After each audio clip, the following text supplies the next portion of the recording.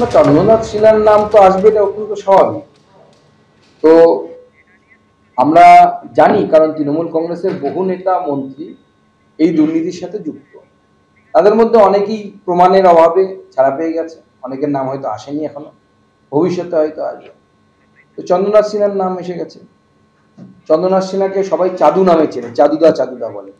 আমার ছোটবেলায় মিঠুন চক্রবর্তী সিনেমার গান শুনেছিলাম, ও চাদু রে দেখলে কেমন তুমি খেল, এবার চাদু রে কেমন তুমি খেল খেল দেখবে এবার চাদু। কারামন্ত্রী চন্দ্রনাথ সিংহর ইডি হেফাজত না জামিন, পিছিয়ে গেল শুনানি। চন্দ্রনাথ সিংহের বিরুদ্ধে আরো তথ্য প্রমাণ পেশ করলো ইডি। বীরভূমে জমির কথা উল্লেখ করে তথ্য প্রমাণ পেশ কেন্দ্রীয় এজেন্সি। ইডির এই তথ্য প্রমাণ পেশের পর কারামন্ত্রীর আইনজীবী তিনি সময় চেয়েছেন। শনিবার ব্যাংশাল কোর্টের বিশেষ ইডি আদালতে এই মামলার শুনানি হতে চলেছে, অর্থাৎ নজর রয়েছে শনিবার।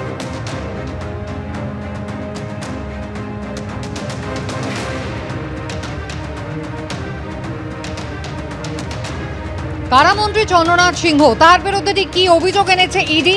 একেবারে 12,72,00,000 টাকা বেআইনি আর্থিক লেনদেন হয়েছে, এমনটাই কিন্তু নথিপত্র সহ চার্জশিট দিয়ে ইডি দাবি করেছে।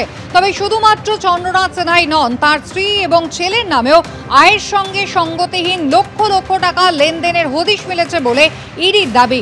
সম্প্রতি প্রাথমিক নিয়োগ দুর্নীতি মামলায় বিচার ভবনে ইডির বিশেষ আদালতে চন্দ্রনাথ সিনহাকে অভিযুক্ত দায়ের করে ষষ্ঠ সাপ্লিমেন্টারি চার্জশিট জমা দিয়েছে এনফোর্সমেন্ট ডিরেক্টরেট।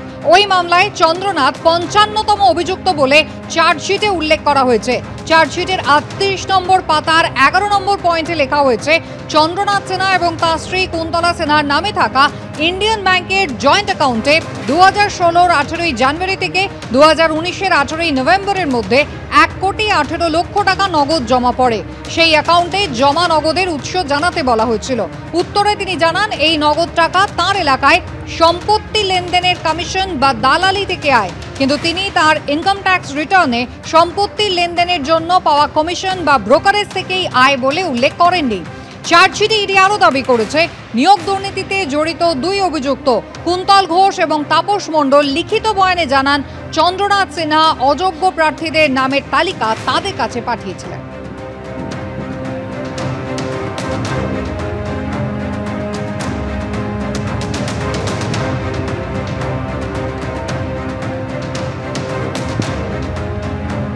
কেন্দ্রীয় শিক্ষা প্রতিমন্ত্রী সুকান্ত মজুমদার তিনি কিন্তু দাবি করেছেন যে তার সমস্ত পারিবারিক আয় পুরোটাই কিন্তু বেআইনি। নিয়োগের দাবিতে বিক্ষোভ মাদ্রাসার চাকরি প্রার্থীদের। সল্টলেক করুণাময়ীতে বিক্ষোভ দেখাচ্ছেন মাদ্রাসার এসএলএসটি চাকরি প্রার্থীরা।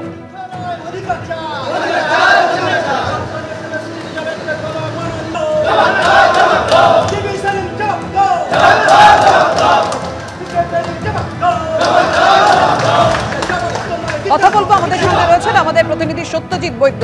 সরাসরি আমরা সেই ছবি দেখতে পাচ্ছি। সত্যজিৎ,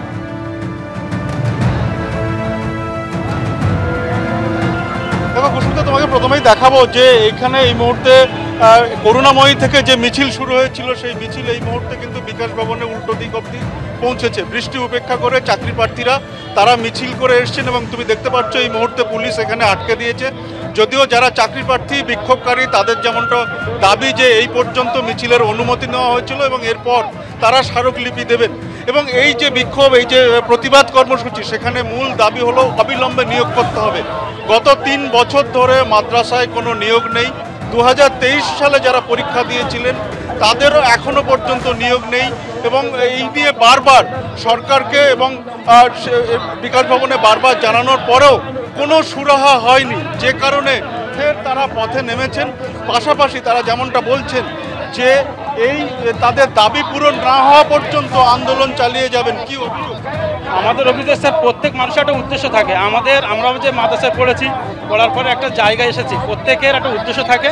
সেই উদ্দেশ্য নিয়ে আমরা দীর্ঘ 12 বছর কোনো শিক্ষক নিয়োগ হয়নি। তারপরে পরীক্ষা হলো, পরীক্ষায় আমরা পাস করে আসি। আমাদের দাবি হচ্ছে প্যানেল বাইরে রেজাল্ট যেটা আমরা দিই সেটা রেজাল্টটা প্রকাশ হোক, এটা হচ্ছে আমাদের দাবি। 2023 সালে পরীক্ষা দিয়েছিলাম, 24 সালে রেজাল্ট দিয়েছে, আজকে 25 হতে গেল, এখনো পর্যন্ত তার কোনো খবর নেই। আমরা চাইছি সরকার আমাদের দিকে সুনজরটা দেয়। এটা একেবারে অবিলম্বে নিয়োগের দাবি এবং সেই দাবিতে একটু আগেই কিন্তু আমরা যেমনটা দেখলাম করুণাময়ী বাস স্ট্যান্ড, সেখানে জমায়েত করেন